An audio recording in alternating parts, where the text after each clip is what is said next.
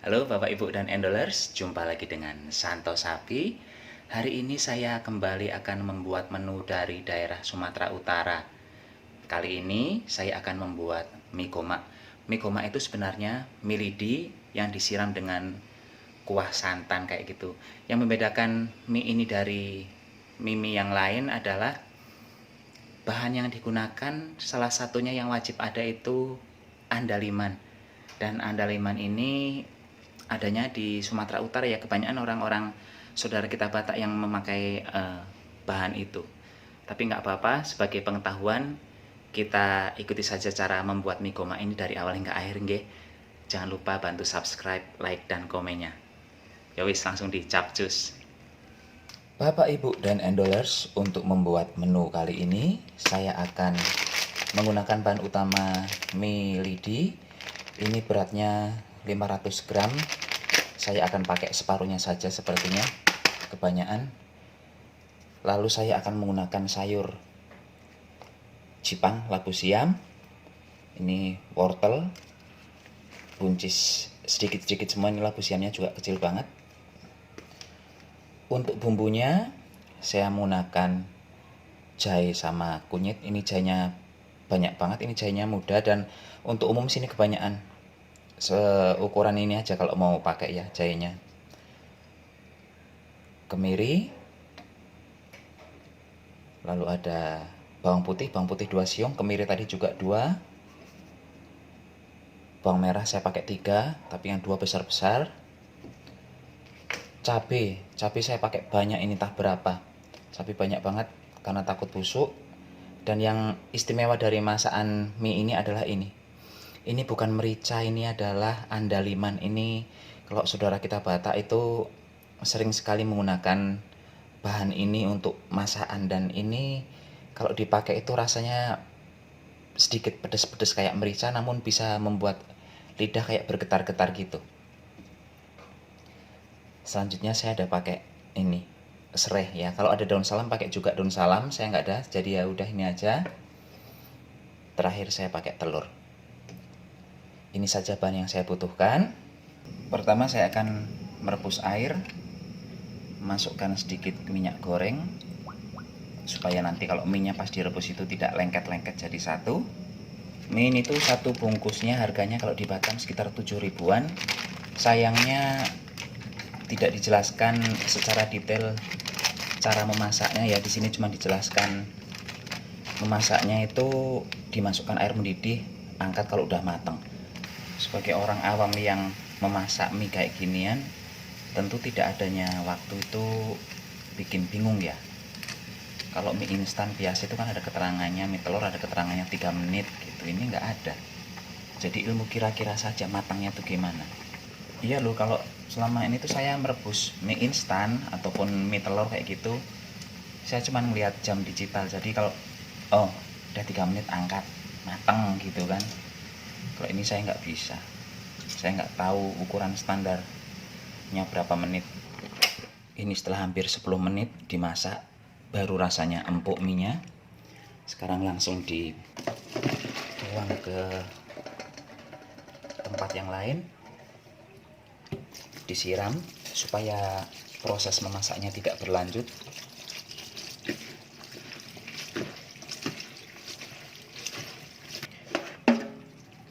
Walaupun lama proses memasaknya, tapi saya suka sekali teksturnya ini, kenyal-kenyal kayak gitu, dan pastinya ini nggak mudah hancur ya, beda sama mie telur biasa. Ini kokoh sekali, kuat banget ini minyak. Udah, sisihkan dulu. Sekarang kita mempersiapkan sayurnya. Labu siamnya standar lah ya perawatannya. Ini nanti akan saya potong dadu, demikian juga dengan wortel dan buncisnya.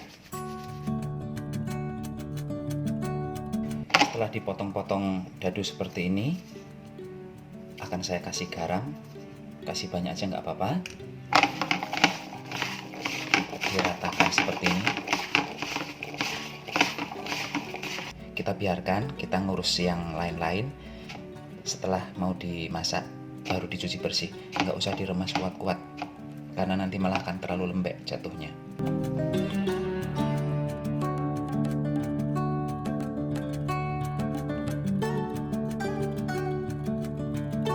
Ini untuk beberapa bumbu kayak cabai dan bawang merah. Ini nanti akan saya gunakan blender karena saya males kalau suruh mulek-mulek. Sudah tidak halus, lama, capek. Dan yang akan saya haluskan dengan batu, ini ada andaliman, ada jahe, kemiri, bawang putih, sama kunyit. Dah gitu aja ya. Oh kalau ini mah nanti tinggal dikeprek-keprek aja ya, apa si batang serai. Saya nggak tahu andaliman di daerah-daerah Jawa banyak atau enggak. Tapi kalau adik saya di Timika kadang malah dapat dari temennya. Aroma andaliman itu kalau dicium kayak gini ya, itu baunya kayak jeruk sambal aromanya. Nggak ada aroma merica, itu nggak ada. Cuma nanti pas dimakan, pas dijadikan bumbu, dia tuh rasanya kan sedikit pedas-pedas kayak gitu, bergetar gitu lidahnya. Udah halus, singkirkan.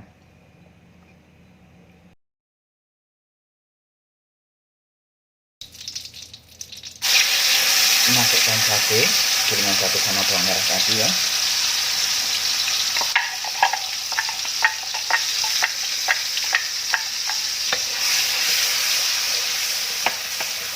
Ini langsung saja ditumis. Itu aja masih ada yang nggak halus tuh. Bawang merahnya ada yang masih belundung-belundung. Setelah cabai dan bawang merahnya kelihatan sedikit sudah tua,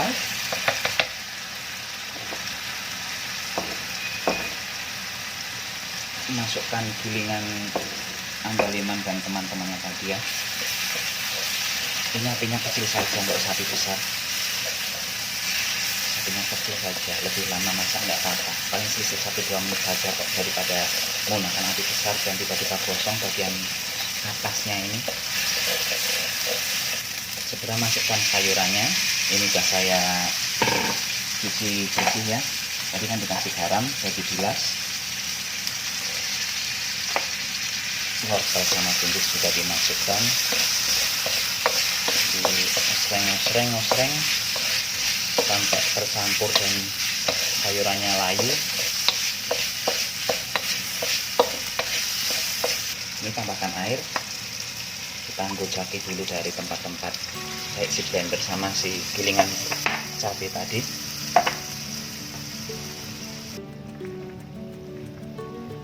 Masukkan garam, gula, penyedap itu sesuai selera ya, kira-kira saja masing-masing seleranya seperti apa. Kalau sudah mendidih seperti ini,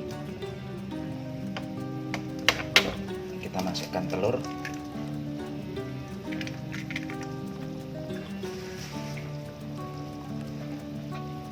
Lalu diaduk. Nah, begini. Bisa dibayangkan kan kalau di mie instan kita makan pakai telur aja gurihnya kayak gitu. Di sini apalagi pakai bumbu-bumbu yang segar, rasanya bakal lebih maknyus. Sebagai penutup saya tambah santan. Ini bagusnya pakai santan yang kental, tapi kondisi tenggorokan saya lagi kurang bagus, jadi saya pakainya yang 67 atau 65 mili aja ya. Nah ini juga sudah cukup kental karena saya tadi pakai kemiri. Icipi sekali lagi, biarkan mendidih 2 kali, setelah itu bisa dimatikan kompornya.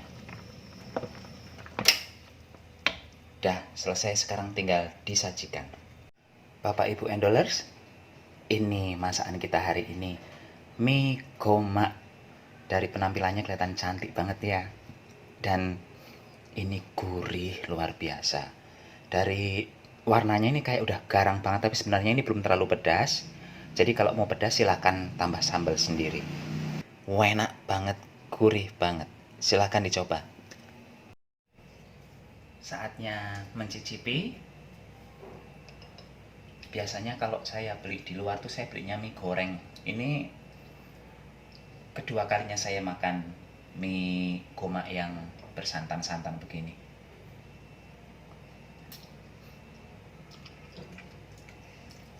Wangi banget, wangi dari si andaliman yang kayak beraroma jeruk sambal itu. Kalau bergetar-getarnya kayaknya nggak saya rasakan, mungkin masih kurang ya, padahal udah pakai 1 sendok makan tadi itu.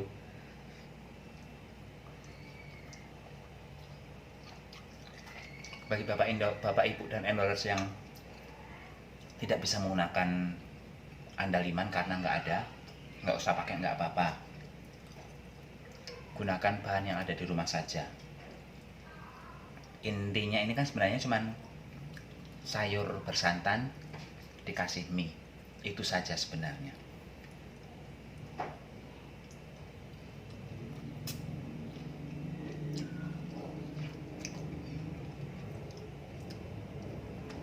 Kalau soto Medan itu kan bau rempahnya masih banyak yang asing ya, karena pakai peka, pakai jintan dan teman-temannya itu agak berbau-bau kari. Kalau yang mie goma ini rasanya lebih Indonesia ya, maksudnya secara umum, karena ya di Jawa bumbu-bumbu yang dipakai untuk membuat sayur ini kecuali andalimannya dipakai semua kayak gitu.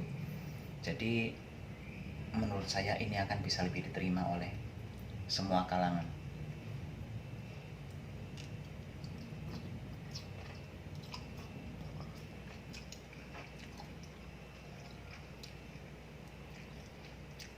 Rasa mie ini sangat gurih. Kalau mau pedes tambahin potongan cabai rawit aja, potongin masukin sini, enak. Silahkan dicoba di rumah, ini nggak ribet, cepet banget bikinnya sebenarnya. Kalau nggak di acara syuting itu cepet. Ini siapapun bisa membuat di rumah. Kalau nggak ada mie lidi, pakai mie telur juga bisa, saya rasa nggak ada masalah. Oh, pakai ini soun, pakai soun lebih enak saya rasa daripada mie telur. Jadi mungkin tadi ada yang bingung, kok tiba-tiba masak sayurnya selesai tiba-tiba langsung ke mangkok udah jadi gitu ya. Jadi caranya itu cuman minyak tuh ditaruh di mangkok, disiram kuah gitu aja, selesai. Kalau mau toppingnya mau dikasih kerupuk aci kayak itu nggih monggo. Ini saya tadi kasih telur mata sapi sama daun bawang, tergantung selera saja masing-masing.